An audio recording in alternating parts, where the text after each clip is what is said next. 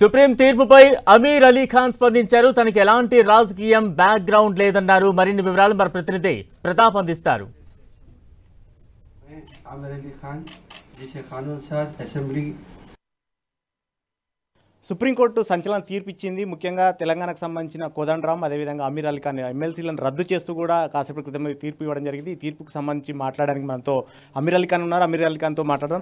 అమీర్ అలీ ఖాన్ గారు, సుప్రీంకోర్టు మీ ఎమ్మెల్సీ అభ్యర్థిత్వాన్ని రద్దు చేస్తూ తీర్పు ఇవ్వడం జరిగింది. దీనికి సంబంధించి మీకు ఏమన్నా సమాచారం అందిందా? మీరు ఎట్లా చూస్తారు దీన్ని? ఇప్పుడు అడ్వకేట్ ఫోన్ చేసిన ఆయన చెప్పిన ఎస్ఎల్పి ఫైల్ ఎందుకు ఇద్దరు ఎస్ఎల్పి ఫైల్ సుప్రీంకోర్టులో చేసిన లేదు. ఎందుకు లేదు? నేను మా ఆర్డర్ ఇచ్చిన సుప్రీంకోర్టు ఆర్డర్ ఇచ్చిన తర్వాత ఈ ఇద్దరు ప్రమాణ స్వీకారం చేసిన ఎందుకు ఎస్ఎల్పి ఫైల్ చేసలేదు అది క్వశ్చన్. ఆర్డర్లో నేను చేంజ్ చేస్తా ఇప్పుడు అయింది. సో ఆర్డర్ కాపీ ఒకసారి దొరికితే నేను చూస్తా, తర్వాత రియాక్ట్ చేస్తాను. మీ ఎమ్మెల్సీకి సంబంధించి మొదటి నుంచి కూడా వివాదం నడుస్తూనే ఉంది. గవర్నర్ ఆమోదించిన తర్వాత వారంతా అభ్యర్థులు ఎవరైతే ఉన్నారో దాసో శ్రవణ్ కానీ సత్యనారాయణ హైకోర్టుకి వెళ్ళి ఒకసారి తీర్పుకు సంబంధించి దానిపైన ఇచ్చేసినప్పుడు మీరు ప్రమాణ స్వీకారం కూడా ఆగిపోయింది. ఆ తర్వాత ప్రమాణ స్వీకారం చేశారు. దీనికి సంబంధించి హైకోర్టు ఇచ్చేసినప్పుడు సుప్రీంకోర్టు కూడా వెళ్ళాలి. అయితే ఈ అంతా ప్రాసెస్ జరుగుతున్న సందర్భంగా మీరు దీనికి సంబంధించి స్టడీ చేసిన సందర్భంగా అసలు దీన్ని ఎట్లా నిలబడుతుంది, ఏం చేస్తారనేది చెప్పి మీ అడ్వకేట్లు కానీ మీరు ప్రభుత్వంతో కానీ మా డిస్కషన్ చేశారా? అది లాస్ట్ మార్చ్లో హియరింగ్ అయింది. ఇప్పుడు ఆగస్ట్లో ఇది హియరింగ్ అయింది. ఈ హియరింగ్లో ఇది డెవలప్మెంట్ అయింది. మీ ఆర్గ్యుమెంట్స్ ఏమైనా వినిపించారా సుప్రీంకోర్టులో? దీనికి సంబంధించి ఈ కేసు రన్ అవుతున్న సందర్భంగా మీ ఆర్గ్యుమెంట్స్ కానీ మీకు సంబంధించిన డీటెయిల్స్ కానీ, అంటే మిమ్మల్ని ఏమైనా ఇంప్లీట్ కావడానికి కానీ మీ కేసు నుంచి కానీ డీటెయిల్స్ తీసుకోవాలి. నేను వకాలత్ ఫైల్ చేసిన ఎస్ఎల్పి పెట్టలేదు. అది పాయింట్కు సుప్రీంకోర్టు పాయింట్ చేశారు. సుప్రీంకోర్టు కానీ అంటే గతంలో ఈ ఇష్యూకి సంబంధించి ప్రధానంగా మీ పైన వస్తున్న ఆరోపణ, గతంలో దాసో శ్రవణ్ కానీ సత్యనారాయణ కానీ పొలిటికల్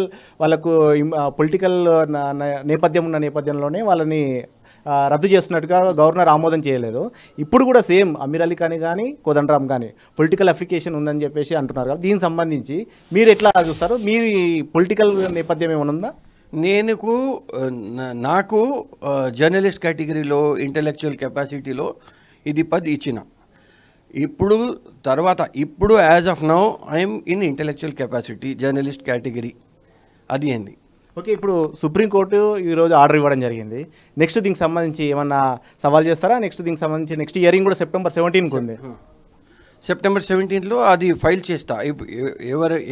ఏమైనా అవకాశం అయింది అది ఫైల్ చేస్తా.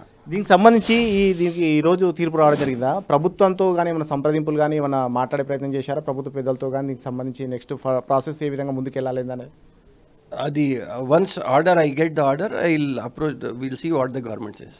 అడ్వకేట్ మీ తరపున వాదిస్తున్న అడ్వకేట్ సంబంధించి కానీ దీనికి సంబంధించి ఏ విధంగా ప్రాసెస్ ముందుకెళ్ళాలి అనేది ప్రభుత్వం తరపు నుంచి కూడా పీపీలు ఉంటారు కాబట్టి వాళ్ళు కానీ ప్రభుత్వ లాయర్ కానీ ఏమి సజెషన్ చేస్తున్నారు? ఏ విధంగా ముందుకెళ్ళాలి?